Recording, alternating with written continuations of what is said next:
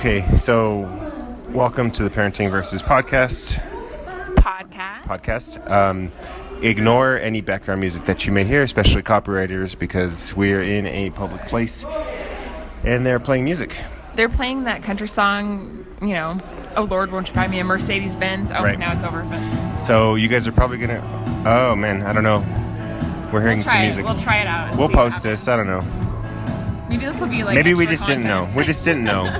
We're right by the speaker, to be fair. It's right above your head. So we are in the... What's the name of this place? It's Rio Bravo Brewing Company. This reminds me of Forrest Gump. Why? When he's running, you know?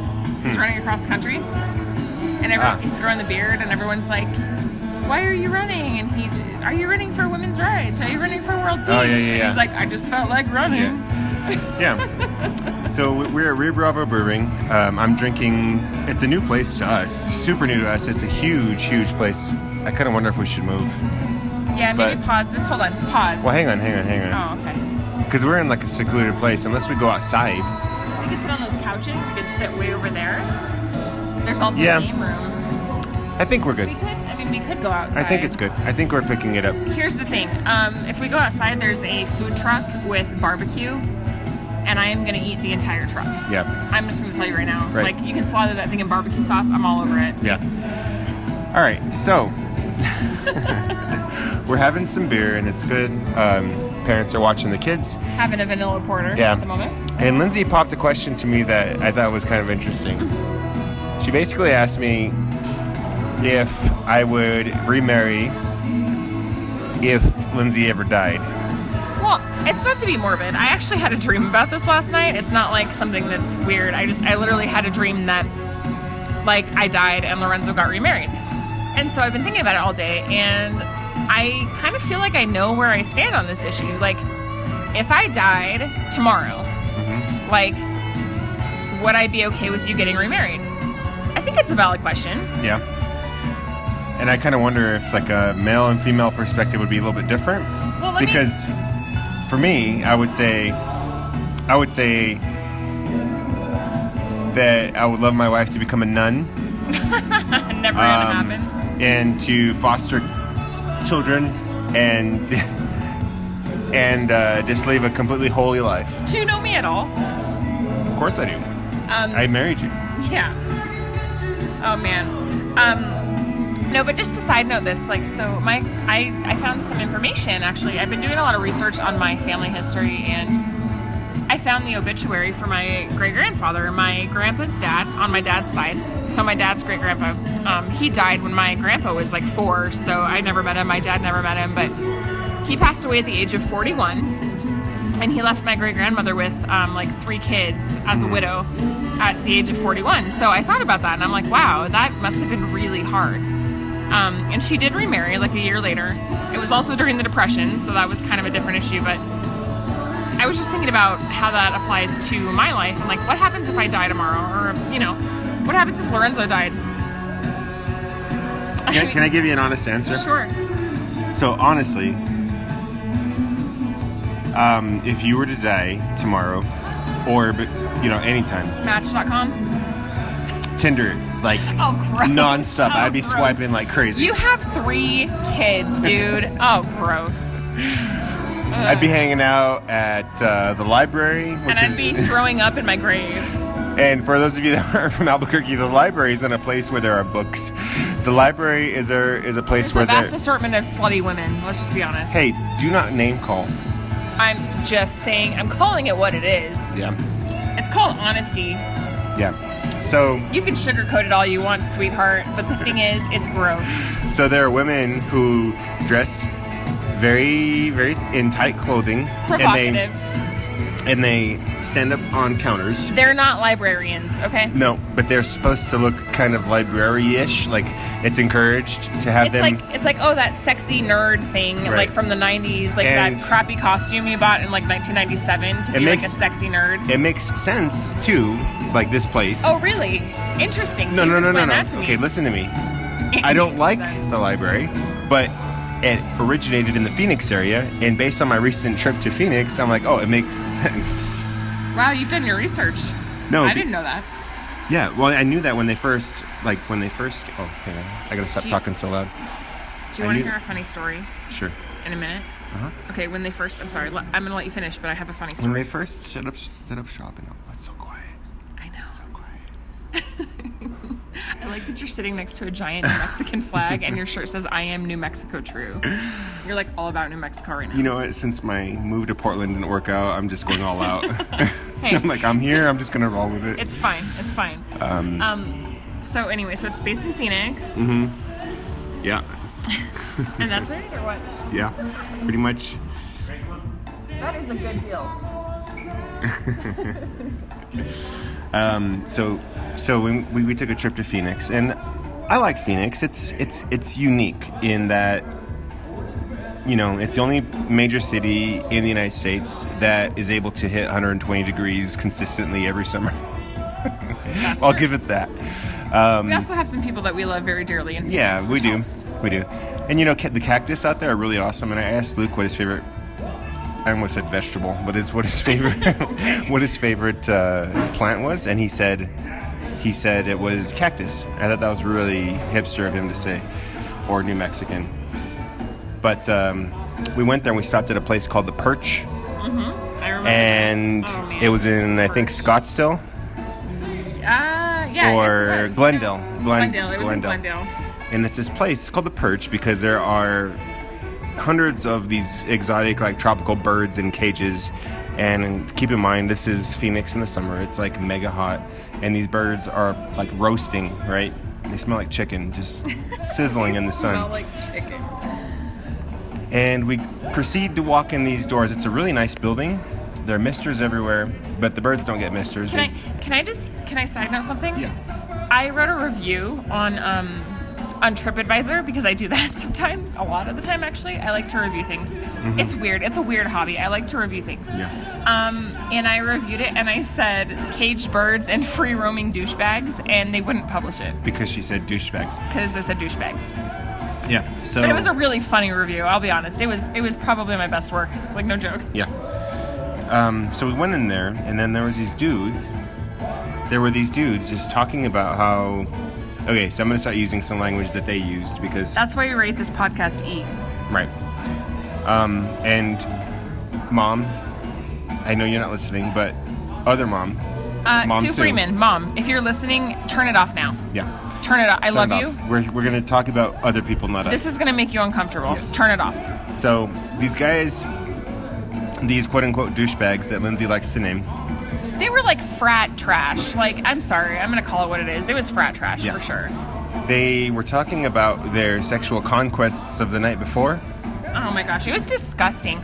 Like, we literally were like, okay, first of all, this is a weird setting, period. Yeah. Two, like, okay, so there's this guy sitting there, they're next to us, and they're bragging about the girls that they slept with the night before, like, super loud, because they obviously wanted everybody to hear them. Wow, I just got really quiet again. Young the giant. Cool. Cold War kids. Ooh, cool.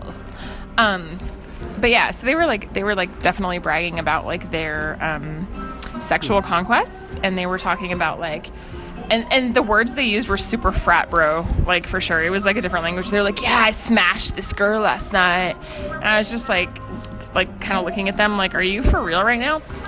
And they were just like, it was so sad because there was this girl with them, and you could tell that she like definitely was like, I don't want to say she was one of the guys, but she was like the friend, and they were talking about all these females like pretty negatively, and you could tell that they were just trying to get her drunk, and that they were probably going to try to hook up with her later. It was just disgusting, like all the way around.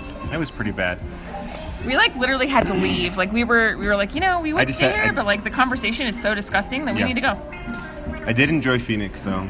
Phoenix was fun. That's a side of Phoenix I've never seen before. So we went downtown, and in downtown Phoenix reminds me a bit of Albuquerque, just because the buildings aren't super tall.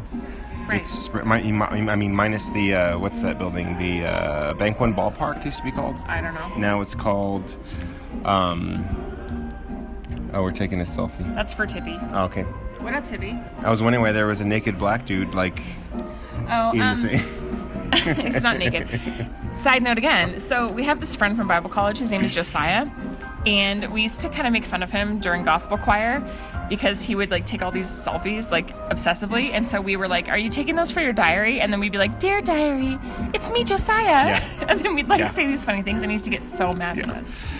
So downtown Phoenix, I liked it. I did. I did too. I mean, I kind of warmed up to Phoenix a little bit because I saw a different side of Phoenix. So it's hard not to warm up to Phoenix because it's like 120 degrees. Right.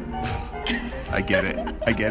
I like this music behind us. It kind of like kicked my joke a little further. You know? And this is not a copyrighted song because it's probably like beyond the copyright like thing. Oh my gosh. So side note times 3, we played a song by the W's for our kids. You are the devil and the devil is bad. It's like a swing song. You are the devil and the devil is bad. It's from the 90s. And they were like rocking the hell out. Like I think our 2-year-old might be a future ska band like guy. Yeah. So what were we talking about with Phoenix? You were talking about the bars and the douchebags, the free Here though? Yeah. Were we talking about like Albuquerque? Yeah. Okay. Yeah, so Phoenix was cool. Downtown, that reminded me a bit of Albuquerque. It got quiet again. Mm-hmm. I had to be quiet. The music stopped. But we went to this, like, it was like a barcade. Have you heard of a barcade? Well, the Brooklyn Barcade we went to. Brooklyn Barcade, that was like for the record books. That was so amazing. Yeah, we went to Brooklyn for our 2nd anniversary, and we stayed in Bushwick with our friend Sean, who was like literally paying probably $900 for a closet that wasn't even as tall as he was. Like it was a mattress shoved into a closet. And there was like a pole in the middle of it. Yeah, so he slept on this mattress. And Sean was so kind. He said, "Hey, you guys just take my room. I'll sleep on the couch." That was super cool. Yeah. And then he had this like Wild West murder mystery birthday, which was awesome. It was awesome. Then we hung out with his friends from Brooklyn, and we like went out and we met these like other people. It was just like a fun time. That was we super murdered fun. Brooklyn, dude. We met a guy named Murder Johnson, actually. Yeah. I feel like we had a hard time getting along, though, when we were there. You know, second year of marriage is one of those things where it was like we had our anniversary. Mm-hmm. We were hanging out with your buddy Sean. At the time, Sean was single, and he was living the life, like up in Bushwick. You know, he had an apartment with a couple of roommates, and it was cool. But like at the same time, we were still trying to define like what marriage meant, I think, and like find our dynamic. Mm-hmm. And it was hard because we had never really gone on like a major trip together before, you know? Right. So I think sorry guys, had, like, drop the mic. Drop the mic. Drop the mic. We had these expectations of like what it was going to be. Mm-hmm. And then reality kind of hit us in between. Like it was like, well, I want to go to the Empire State Building. We're in New York. And then it was like, we don't have money to do that. It's like $40 a person. Yeah. And it was just like, it was crazy because like I had these crazy... Did we live in Missouri at the time? We did. Yeah. Oh, yeah, we did. Yeah, so it was just kind of interesting, but it was fun. I mean, I had a good time, and I think I definitely got pushed out of my comfort zone, but in a good way. We need to go back to New York. Well, you should probably tell the story about our anniversary. Our anniversary? Our 2nd anniversary in New York. Yeah. It's funny now. It's funny now. I can laugh now. All right, so here's what happened. No, this time we lived in Albuquerque. I remember... No, we lived in Albuquerque. I remember because I booked... Oh, okay. I booked it in Albuquerque. We were living off of...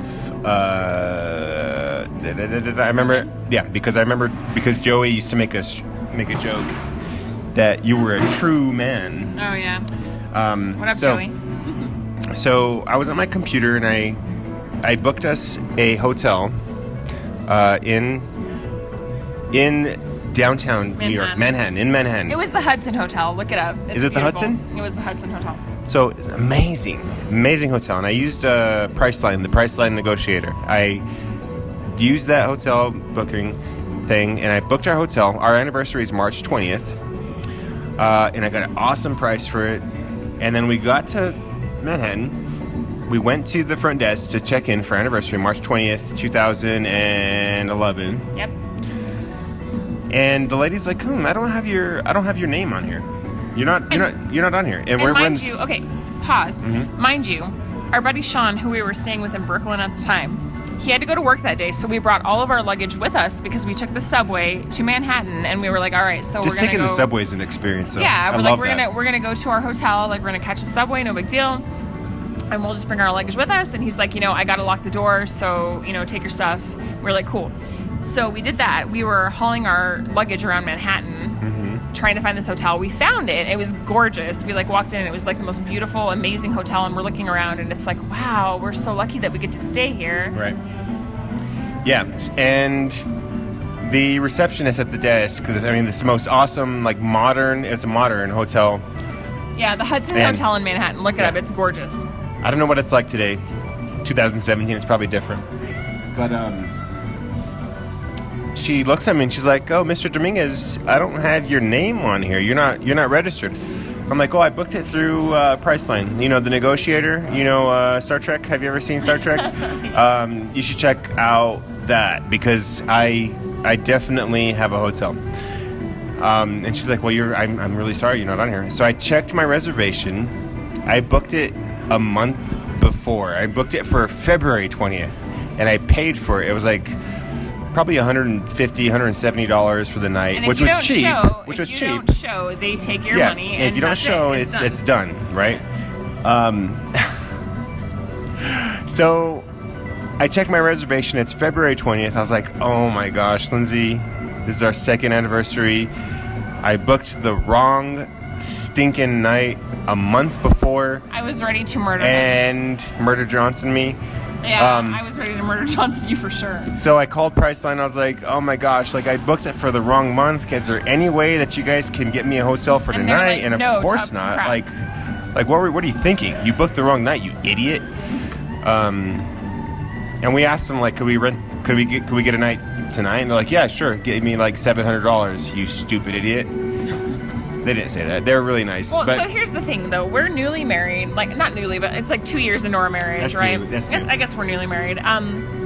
We have to call Lorenzo's dad in Albuquerque and be like, "Here's the situation. We don't know where we're going to go, what we're going to do. We have our luggage with us. We're in the middle of Manhattan. Everything's expensive. We have no money because all of our money went to this stupid hotel that we booked on the wrong day. What are we going to do?" So his dad books us this hotel in Manhattan. And it's nothing special, but it's like a motel, right? So he books it for us. We get there, and we're like, "Okay, this is fine. Like, we'll deal with it for our anniversary." We get there, and the guy's like, "Well, we need a $100 deposit." And we're like, "We don't have $100 to put down on a deposit. Like, you don't even know what we've been through today."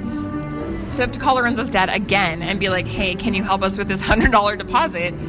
They want a deposit for the room for the night. You'll get it back tomorrow." And so we had to ask for that. We are so like cranky, tired, pissed off, angry, annoyed at each other and at the whole situation. Right. We're like we went to like a Samsung store. Do you remember that? I don't. We went to like a Samsung home store and we saw like the home of the future with our luggage because we were like, we had to kill time. It was so lame. Yeah. So we're holding our They had like a suitcases. Galaxy S2 on display, which was awesome. They had like a fully automated like Samsung kitchen, which was pretty cool. But we had to like kill some time. So we get up there. We finally give them the $100 deposit via Lorenzo's dad in Albuquerque, like on the phone. Yeah. We get there and I'm like, okay, so it's been a really crappy day. Like I'm just going to take a bath. I'm going to enjoy this view because we're on the 5th floor. So we're on the 5th floor. And there are like 4 beds in this. I know, do you remember? That was so weird. There were like 4 beds in this hotel room. It was so weird. Like 2 on one side and 2 on the other side. I opened the window. I was like, "Oh, well, maybe with a view." No, it's like the building. It was a giant brick wall in our face. It's like the giant brick building right next door to us. Like not even 2 feet away. It was insane. Like it was literally barbed wire on it. So we were just angry. So I'm like, okay, let's go get some food. Like let's get some food. Let's go to Little Italy. Like we're close. We fought the whole stinking Oh my gosh, we got in such a big argument. We gotta be quiet again. So we went to Little Italy and we got dinner, but we were so broke we had to like split dinner. I think it was like spaghetti or something. I don't even remember. It was like the cheapest thing on the menu. I remember you got a cannoli because you're obsessed with cannoli. I still am obsessed with cannoli. I love cannoli. So we got like the cheapest thing on the menu, and then I got a glass of wine because it was our anniversary. And like I remember Lorenzo looking at me like, "We can't afford that glass of wine. Don't be a hooker." Yeah. And I was just like, whatever. It's my anniversary and it's been a long day, and I'm gonna have this glass of wine and I'm gonna enjoy it. And like it was just like the worst anniversary. There was so much to ever. do in New York City, and we're in New York City, and we're just like bickering, broke, but bickering and fighting and. In Little Italy. Yeah. So, and it's funny now, though. I like that we can actually laugh about it now. Yeah. I mean, literally at the time, I would have been like, "F this! This is the worst." Yeah. But now I think it's actually really funny. Yeah. So I agree. We've come a long way. We're at 8 years, and you know, it's been cool. Are we 8? Yeah. We were actually talking about just a few minutes ago, before we started recording this, like how we would like to maybe do our 10-year anniversary in Europe or something like that. But yeah, I'm actually hitting up my old contacts from Europe. In college, there was a guy who I met at Anodyne. Actually, it's the bar that me and Lindsay met. Anodyne. It's a magical place. It is a magical place. Magical place. Yeah, if you're not from Albuquerque, Google Anodyne. And if you're ever in Albuquerque, check out Anodyne. Yeah, it's an upstairs bar. It's probably the oldest awesome bar downtown, right? For sure. Oh, for All sure. the other bars have closed. It's it's one of those bars that's very low key, Tried and but true. it's still trendy, and it's still like a legitimate crowd. It's Right. not. It doesn't go with like the trendiness of like whatever changes. It's actually Right. pretty solid. Yeah. Yeah.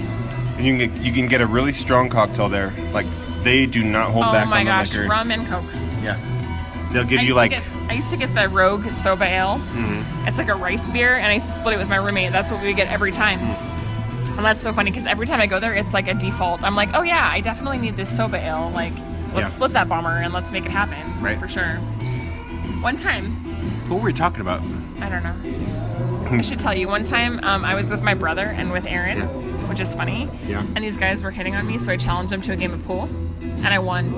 And they had to buy me beer, and then I left. Your brother was there? Yeah, my brother was there. He's like, get us some free drinks, and I was like, cool, I'm From on it. Anodyne? Yeah. Was this... It was a while ago. It was a couple this years ago. before we were married? Nope. No, I went out with my brother, and then Aaron met us, and these guys were hitting on us, and I was like, hey, let's bet some drinks that I can beat you at pool. No, I remember that. Yeah, I beat them at pool, and they bought us drinks. And I'm not even a pool shark. I'm actually pretty terrible at pool, so it was pretty funny. Yeah. But it worked out. Yep. Yeah. Sorry, I didn't mean to make that like. No, I don't know. awkward for you. I just forgot what we were talking about. Me too. Me too. Yeah. So, Anodyne. Let's backtrack. What were we talking about? We're talking about our anniversary in Manhattan. Anniversary in Manhattan, and then it went to Anodyne. I know. I have no idea. I mean, We'll listen back to this and then we'll get it. our poor But, kids, they're gonna hear this and be like, "What the heck happened to our parents?" Nah, they're fine. Oh, Uh-oh. I dropped the mic again. So, we'll just dead air. It's not good radio right now. Yeah, it's kind of crazy. But here's the thing. I was telling Lorenzo, I think it'd be really cool if we opened, like, even in retirement, like we opened like a tourist thing in New Mexico where we could just like take people on themed tours. Like if they wanted to see the food or like the bars or the art or whatever in New Mexico, we could schedule that for them and make it happen. It'd be pretty sweet. Yeah, I agree. Oh man, I really want some of those ribs. I'm not gonna lie. Do you? Yeah, I really do. There's a food truck outside and they have barbecue and I want some.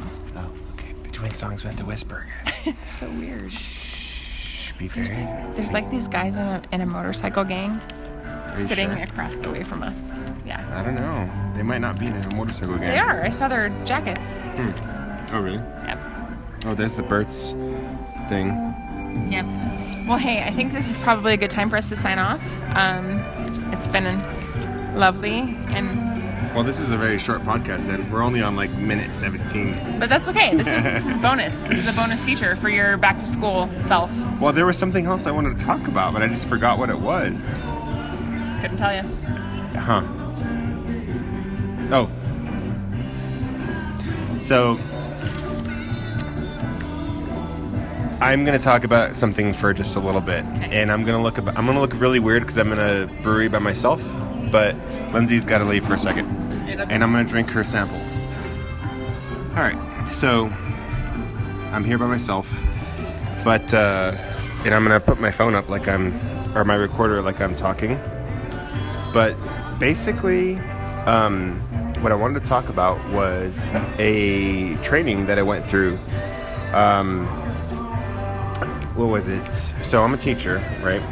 And when you teach, there are all sorts of these different professional developments that you do. And one professional development that I did was... Oh, I almost dropped the phone. One professional development I did was called restorative justice, okay? And if you are not familiar with what restorative justice is, and I would encourage you to Google it, and Lindsay, when she comes back, is going to tell us all about restorative justice. I guarantee. I'm gonna say it, and she's going to say like, "Oh, I know everything about restorative justice." But basically, restorative justice and just like restorative practices are, I want to say they're trendy, but I'm not entirely sure if they're trendy. But in education, it's basically it's going against like the punitive approach to disciplining, I guess, kids. So I work at a high school here in Albuquerque, which is we have a population that is very, very much. I mean, I'm trying to look for words that are not. So I'm not even going to be politically correct. These are poor kids. These are kids that are gang members. These are kids that live in the war zone of Albuquerque, and that's the neighborhood. It's called the war zone. Officially, it's called the International District, and the city renamed it the International District on purpose because everybody knows that if you live on Central between San Pedro and Tramway. So look it up on a map. Central between San Pedro and Tramway. This is called the war zone because this is historically traditional. I mean, traditionally where crime is. Okay, I have to whisper again because it's quiet again. But this is where the crime happens. And the hot spot is the bus stop on Wyoming and Central. This is where all the crime takes place. But what they're trying to teach us as teachers is punitive approaches don't work. Roxanne. So what we did as a training, there's a woman who trained us. I can't remember her name. But she trained us at work, and she basically told us that we had to get in a circle.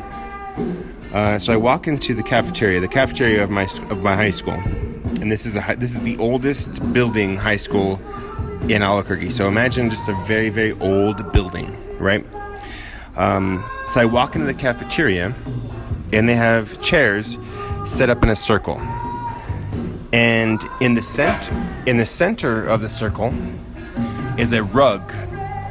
And on the rug is a feather and a candle, and there is a stack of paper plates. So all the teachers sit in the circle, and the presenter says, "Okay, teachers, welcome to Restorative Justice. I need everybody to take a paper plate, and on one side of the paper plate, I want you to think about your most cherished relationship, and I want you to write down all of the important things that you value about that relationship." So I proceed and I write down, accountability. I write down trust. I write down love. I write down, all these different characteristics that I cherish about our relationship.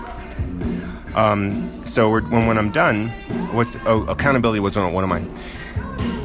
So when I'm done, and everybody's done, the presenter, she's a quote-unquote expert of restorative justice, she says, "Now I want you to flip your paper plate over, and I want you to pick one of those characteristics, and I want you to write the most important piece, and I want you to put that on the other side, okay? And when you're done, I want you to put your paper plate in the center of the circle on this rug." So we did. Everybody did. My most important piece was, I want to say it was, I don't remember, but what comes to mind is accountability. Like, I think it's super important. If I'm doing something that is wrong, that is not right, then I want my wife to come to me and say, "You know what, Lorenzo, you're not doing the right thing right here. I want you to do the right thing, and this is the right thing. You're not doing the right thing." You know what I mean? So I put that down. Somebody else in the circle, and this is where my prejudices come in place. Okay, I have to whisper again. But okay, wow, it's super quiet in here now. But she wrote down non-judgmental. So I went, okay. We kind of clashed on this. The presenter said, "Okay, I'm going to give you this feather, right? And anytime you're holding the feather, you have the talking. You have the floor. Nobody can interrupt you. You have the floor. And I'm going to pass the feather around in the circle. And if you can uphold all of these characteristics, I want you to say, yes, I can. So we passed around the feather. Everybody said, yes, I can, yes, I can. A couple of people objected. A couple of people wanted clarification. I was one of the persons that wanted clarification. I said, well, mine was accountability, but this other person's characteristic was non-judgmental. So I just need some clarification. Like, if I have a student that comes in that is doing something that I feel is seriously wrong, like, for example, I had some kids last year that were talking about, quote unquote, hitting it and quitting it, and it really pissed me off. By the way, Lindsay's back. And I can be non-judgmental, I guess, and like let it pass and just say, oh, boys will be boys, whatever, I don't care. But no, I called them out on it. I said, hey guys, this is not okay. This is not the way to act. This is not the way to treat women. So when the feather got to me, I said, well, I just need some clarification. And there was a huge discussion on it. People got up in arms, and it was kind of the deal where, you know how the people who are on the extreme left who say that we need to accept everything and everybody, right? Well, what I learned in that training was everything and everybody doesn't mean everything and everybody. Oh, that's true. It's just everything and everybody that they agree with.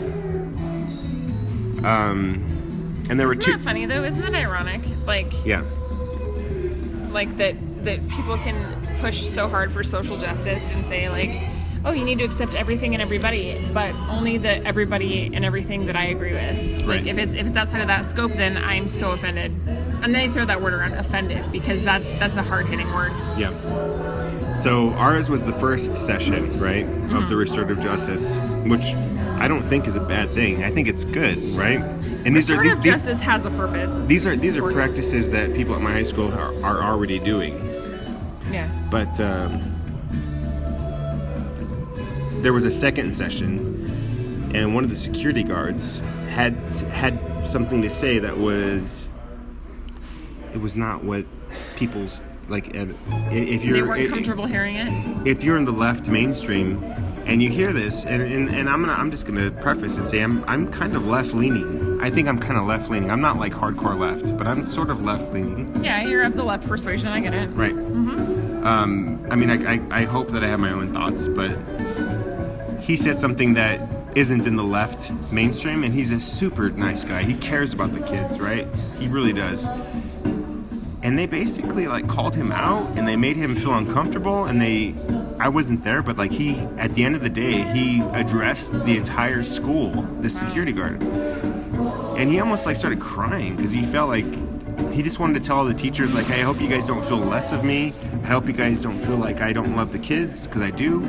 But he had to like talk to us because he had a different opinion than like the left mainstream, and teachers generally are pretty left, at least in Albuquerque, are pretty left.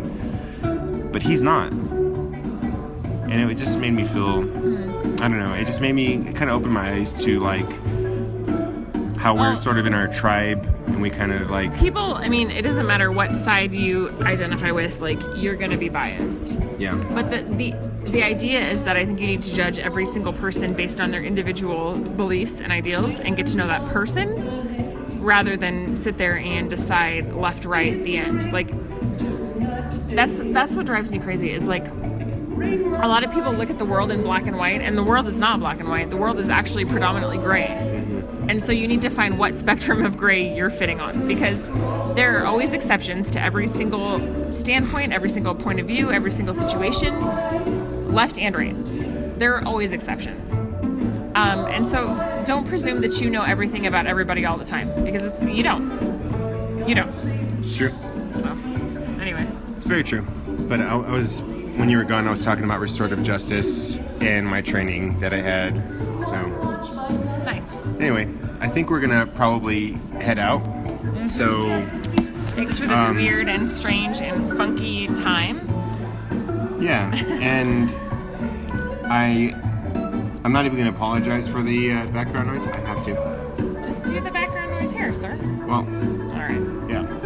Anyway, Peace to you and yours. Guys, you guys have a great Sunday afternoon. It's Sunday afternoon for us, but if you listen to this on Monday, you guys have a great week. Have a great everything. All right. We'll see you next time. We'll see you guys next time.